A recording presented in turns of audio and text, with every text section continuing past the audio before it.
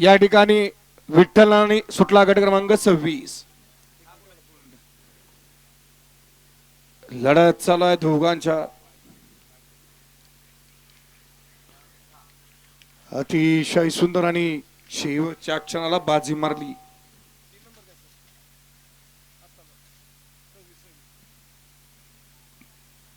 गट क्रमांक 26 चा निकाल.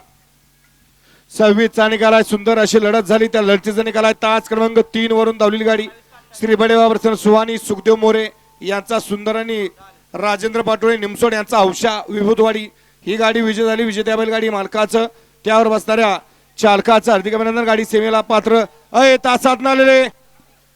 तासात नालेले या बाहेरनं पाठीमागे 27 वळलाय.